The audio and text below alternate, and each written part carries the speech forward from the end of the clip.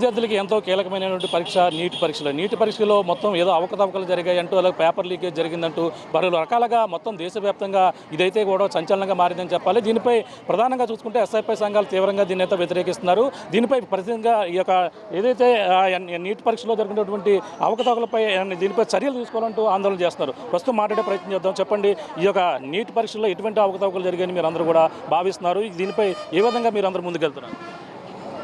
ఈరోజు దేశవ్యాప్తంగా వైద్య విద్యను అభ్యసించడం కోసం నేషనల్ టెస్టింగ్ ఏజెన్సీ ఆధ్వర్యంలో దేశవ్యాప్తంగా నిర్వహించినటువంటి నీటి పరీక్ష గోల్మాల్ జరిగింది, అవకతవకలు జరిగాయి, మాస్ క్యాంపింగ్ జరిగింది.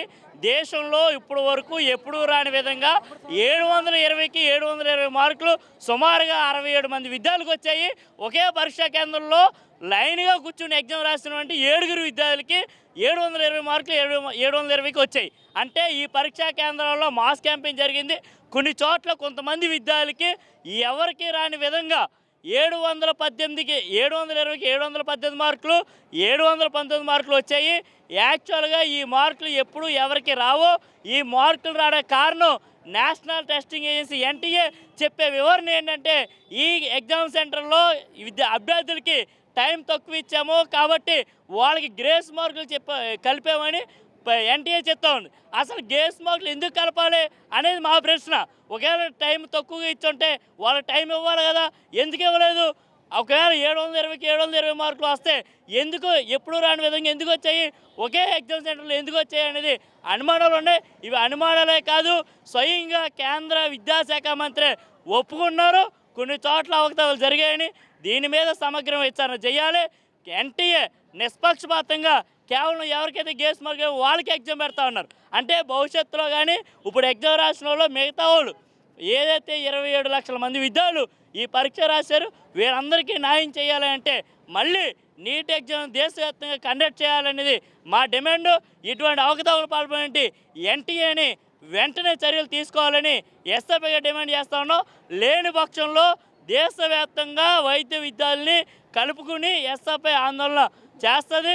ఈ ఆందోళనకి దిగి రాకపోతే ఎస్ఎఫ్ఐ ఈ ప్రభుత్వం మీద, ఈ ఎన్టీఏ మీద ఈ విద్యార్థులందరినీ పెట్టి ఉద్యమం చేస్తామని హెచ్చరిస్తా ఉన్నాం. ఎన్టీఏ ఏదైతే నిర్వహించిందో ఇది మొదటిసారి గతంలో పునరావృతం, గతంలో జరిగిన అనుభవాలు ఏమైనా ఉన్నాయి? గతంలో కూడా మొట్టమొదటిసారి ఎన్టీఏ నీట్ ఎగ్జామ్ పెట్టినప్పుడు 2 సార్లు సంవత్సరానికి పెట్టింది. అప్పుడు దీన్ని కప్పిపుచ్చుకోవడం కోసం వెంటనే సమాప్తి చేయడం కోసం వెంటనే మరో ఎగ్జామ్ పెట్టింది. ఇది ఇప్పుడే రావడం కాదు. ఎన్టీఏ కేవలం నీట్ ఎగ్జామ్ మీదే కాదు, ఇతర ఎగ్జామ్ పోటీ పరీక్షలు పెట్టే ఎగ్జామినేషన్ కానీ, లేకపోతే యూజీసీ నెట్ ఎగ్జామినేషన్ కానీ, సిఎస్ఐఆర్ ఎగ్జామినేషన్లో కానీ ఇటువంటి పొరపాట్లు జరుగుతూ ఉన్నాయి. కాబట్టి ఎన్టీఏ పరీక్షల నిర్వహణలో విఫలం అయ్యింది. కాబట్టి వెంటనే ఎన్టీఏ నీటి బాధ్యుల్ని తప్పించాలి. పోటీ పరీక్షలు ఏదైతే ప్రవేశ పరీక్షలు పెట్టే దాని నుంచి ఎన్టీఏని తొలగించాలని, వాటి మీద చర్యలు తీసుకోవాలని మేము కోరుతా ఉన్నాం. చెప్పండి, ఎందుకు మీరంతా కూడా ఆందోళన చేస్తున్నారు? ఎటువంటి అవకతవకలు జరిగాయి మీరు ఏ విధంగా భావిస్తారు? నా పేరు ఐబ్లెస్సీ, నేను శ్రీ అగస్త్య కాలేజ్ నుంచి వచ్చాను. ఈ ఇయర్ మేము కూడా రాస్తాము నీట్ ఎగ్జామ్. ఇయర్ అయితే ఎలా జరిగిందో మళ్ళీ నెక్స్ట్ ఇయర్ అలా జరగకూడదని మేము కోరుకుంటున్నాం. ఇయర్ జరిగిన స్కామ్ వల్ల చాలామంది ఇబ్బంది పడుతున్నాం. నెక్స్ట్ మేము రాసే ఎగ్జామ్ కూడా మేము ఇలాగే ఇబ్బంది పడతామని అనుకుంటున్నాం. ప్లీజ్ గవర్నమెంట్ అయితే దీన్ని యాక్షన్ తీసుకుంటారని కోరుకుంటున్నాం. 2015లో కూడా ఇలా ఎగ్జామ్ పెట్టారు. ఇయర్ కూడా అలా పెడతారని ఆశిస్తున్నాం. This is our demand. Thank you. చెప్పండి అమ్మా, ఎందుకు ఇందులో ఏ విధంగా జరిగిందని మీరు భావిస్తున్నారు? మొత్తం నా పేరు అనిల్, నేను కాకినాడ చైతన్య కాలేజ్ మాట్లాడుతున్నాను.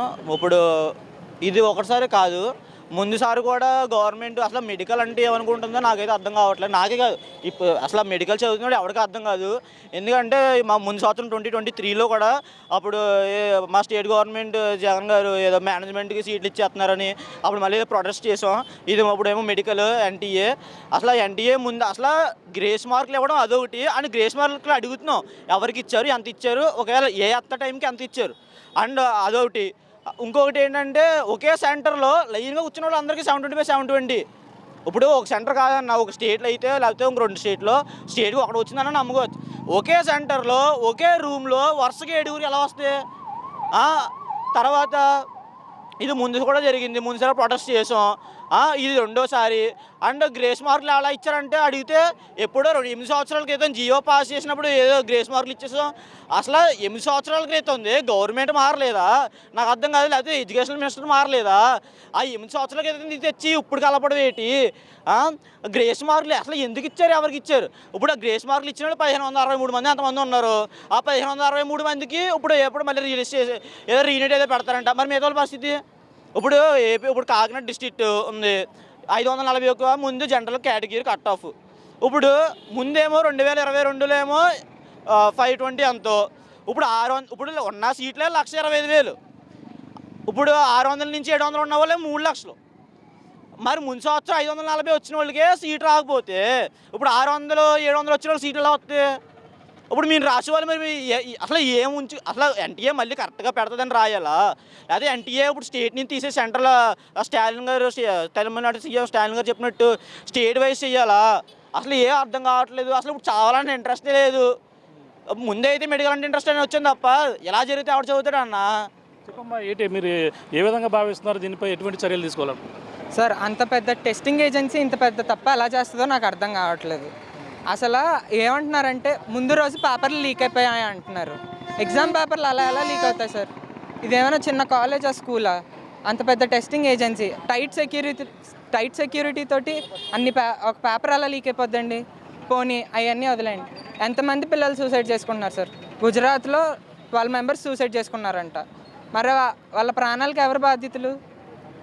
ఇంతమంది స్టూడెంట్స్ చదువుతున్నారు. వాళ్ళు ఇప్పుడు మళ్ళీ ఈ సంవత్సరం మళ్ళీ రీటెస్ట్ పెట్టకపోతే మళ్ళీ వచ్చే సంవత్సరం లాంగ్ టర్మ్ తీసుకొని మళ్ళీ ఎగ్జామ్ రాయాలి. మరి ఎంత కట్ ఆఫ్ పెరుగుతుంది సార్? చదివే ఇంట్రెస్ట్ పోతుంది సార్ పిల్లలకి. ఎంత కష్టపడి చదువుతున్నాం సార్. పేరెంట్స్ లక్షలు పోస్ట్ చదివిస్తున్నారు. కొంతమంది అయితే 4 లాంగ్ టర్మ్లు 5 లాంగ్ టర్మ్లు తీసుకున్నారు ఒక్క విషయం కోసం, డాక్టర్ అవ్వాలి. మళ్ళీ ఎన్టీఏ ఒక సంవత్సరం ముందు సిబిఎస్ఈ పెట్టి తర్వాత ఎన్టీఏ సిబిఎస్ఈ పెట్టినప్పుడు ఇలాంటి ఎలిగేషన్స్ రాలేదు. ఎన్టీఏ ప్రతి సంవత్సరం ఏదో ఒక ఎలిగేషన్ వస్తుంది. అసలు ఎయిమ్స్ ఢిల్లీలో 50 సీట్స్ ఉన్నాయి సార్, ప్లస్ 7 సీట్స్ ఫారినర్స్కి. ఆ 57 సీట్స్ ఇచ్చేస్తే మిగతా వాళ్ళకి పరిస్థితి ఏంటి సార్? మిగతా వాళ్ళు కూడా అంతా కష్టపడి రాసుంటారు కదా. 640 వచ్చిన వాళ్ళకి సీట్ గ్యారంటీ లేదంటున్నారు. ఆ మార్క్ తెచ్చుకోవటమే కొంతమందికి డ్రీమ్ సార్. అలాంటి మార్క్ కూడా ఇప్పుడు సీట్ రావట్లేదంటే ఎంతమంది కష్టం వృధా అయిపోయిందండి. నెక్స్ట్ వచ్చే విద్యార్థులు నీట్ రాయాలంటే ముందుకు వచ్చే అవకాశం ఉందంటారా? అస్సలు లేదు సార్. లాంగ్ టర్మ్ తీసుకోవాలన్న ఆలోచన లేకుండానే చాలామంది ఇంటర్లో కొడదాం అనుకుంటారు. ఇలాంటి తప్పులు జరిగి ఇలాగ మళ్ళీ రీటెస్ట్లు అంటే ఎవరి వల్ల అవుతుంది సార్?